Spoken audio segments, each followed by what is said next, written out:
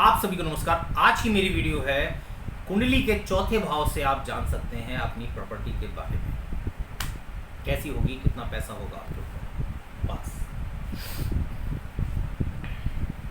कुंडली का चौथा भाव या उसका स्वामी,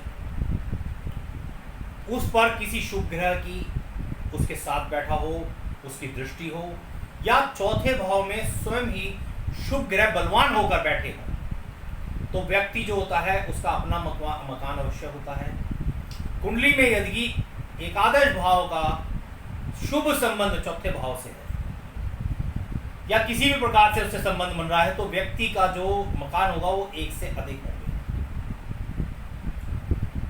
वो मकान क्रय विक्रय जो हो, मतलब प्रॉपर्टी डीलिंग का भी काम वो कर सकता है। मैं आपको 10 ऐसे योग बता रहा हूं जिससे आप ये जान पाएंगे कि आपकी कुंडली के अंदर मकान और पैसे का योग है या नहीं। समझिए, पहला,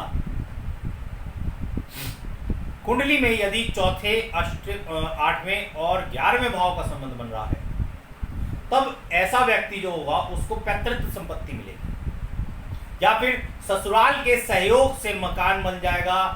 यदि चौथे भाव का स्वामी या चतुर्थेश का संबंध 12वें भाव से बन रहा है, तो व्यक्ति अपने मूल स्थान से कहीं दूर जाकर अपना मकान बनाएगा या विदेश में जाकर अपना मकान बनाएगा। दूसरी बात, यदि चौथे भाव और उसके स्वामी पर बुध ग्रह का शुभ प्रभाव है, तो व्यक्ति का मकान जो है व्यापारिक स्थल या बाजार में होगा, अथवा जो अपने मकान से व्यापारिक, जैसे अपने घर के नीचे कोई दुकान खोल लिया, गोदाम बना लिया, ऐसा वो संचालित करेगा।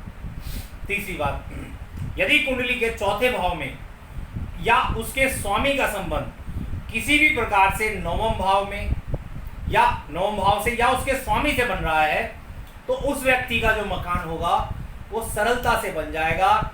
इस प्रकार की कुंडली में जो होता है, मकान बनाने में पिता विशेष सहायता करते हैं। चौथी बात, यदि कुंडली में चौथे स्थान पर शुक्र शुभ ग्रह या शुभ प्रभाव में हो, तो ऐसा व्यक्ति अपने मकान में जब तक रहता है वो सुखी रहता है। उसके मकान में सुख सुविधा जो होते हैं वो उसके अनेक मतलब संपूर्ण साधन होते हैं उसके।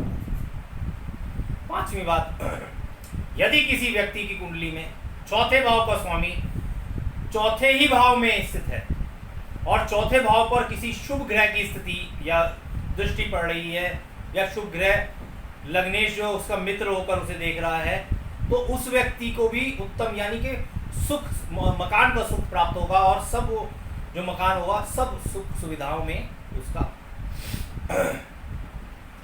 मतलब सुख की सारे साधन उसके पास होंगे। छठी बात, यदि चौथे भाव पर मंगल की उच्च दृष्टि, मतलब उच्च के मंगल की दृष्टि पड़ रही है और शनि स्वराशि की, मतलब अपनी राशि से जिससे अपने घर को देख रहा हो, यानी कि शनि जो है ऐसी जगह बैठा हो जहां से अपने घर को देख रहा हो, तो अच्छे स्थान पर अच्छा मकान प्राप्त होगा। इस तरह के योग जो देखे गए हैं, वैसे तुला लगन वाले के जातक के उपास मैंने आज देखे गए हैं जिसमें शनि अपनी उसको स्वराशि को देख रहा हो, क्योंकि वही चौथे और पांचवें घर का मालिक हो गया। अगली बात, यदि चतुर्थ भाव का स्वामी या चतुर्थ भाव पर सूर्य का प्रभाव हो, किंतु कुंडली में शनि कमजोर हो, तो उस व्यक्ति को सरकारी मकान प्राप्त होता है। आठवीं बात, यदि लग्नेश चौथे स्थान पर स्थित हो और चतुर्थेश लगन में बैठा हो, तो चतुर्थेश जो स्वामी की महादशा आती है या अंतर्दशा या प्रत्यंतर दशा के अंदर जातक को भव्य और बड़े मकान, यानी कि अति सुंदर मकान प्राप्त होने का सुख प्राप्त होगा। नौवीं बात, यदि चौथे स्थान पर कोई भी ग्रह उच्च का होकर बैठा हो, तो उस ग्रह की महादशा, अंतर्दशा या प्रत्यंतर दशा में उस व्यक्ति को अपना मकान प्राप्त हो जाएगा। 10वीं बात, यदि चौथे भाव का स्वामी और चौथा भाव उस पर शनि का प्रभाव हो, तो व्यक्ति का मकान एकांत में या निर्जन स्थान पर होता है।